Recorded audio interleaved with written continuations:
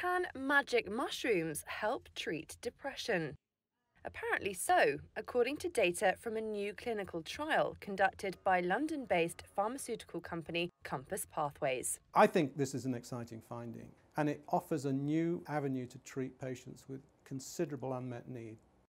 The mid-stage study involved 233 patients with so-called treatment-resistant depression who have failed to benefit from at least 2 antidepressants. Each participant received a single 25 mg, 10 mg or a 1 mg dose of a synthetic formulation of the compound psilocybin. Psilocybin is the main psychoactive ingredient found in magic mushrooms. After 3 weeks, researchers found that the patients who received the highest dose had significantly reduced symptoms of depression versus those given the lower dose.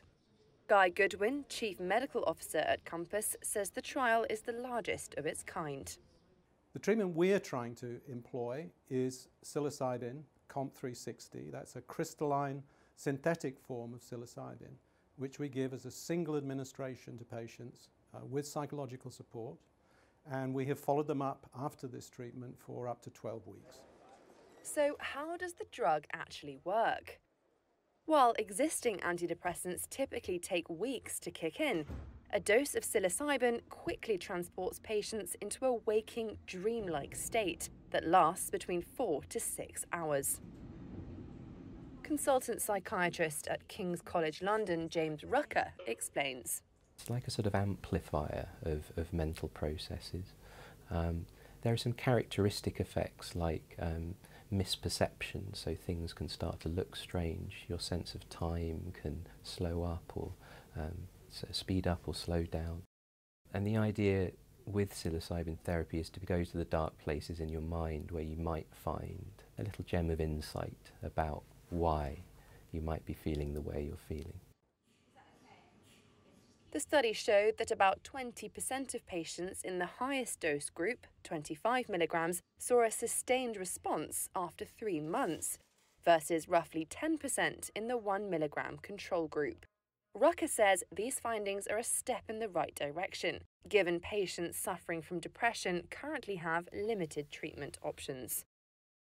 Other experts caution that while the trial's findings are positive, they are not spectacular. One of them is Ravi Das, Associate Professor at the University College London Institute of Mental Health. He points out that there were uneven numbers of severely depressed patients in each group, with significantly fewer severely depressed people in the apparent effective high-dose group. And although patients were only enrolled if they were not considered to be at a clinically significant risk of suicide, 3 patients in the high-dose group demonstrated suicidal behaviour within 12 weeks of treatment. But Goodwin says by studying depression, suicidality is going to be a feature of the illness course. That this is the springboard for going to phase 3, which requires bigger studies that really are definitive and which will also give us a clearer view of how we treat people in the long term. Psychoactive ingredients, whether derived from cannabis, LSD or magic mushrooms, have long captivated mental health researchers. Psilocybin is classified as having no medicinal value in most regions. Navigating the complex legal hurdles to access these compounds has slowed the pace of research. But with motivated scientists and a growing burden of poorly treated mental health conditions, the field of psychedelic research has exploded.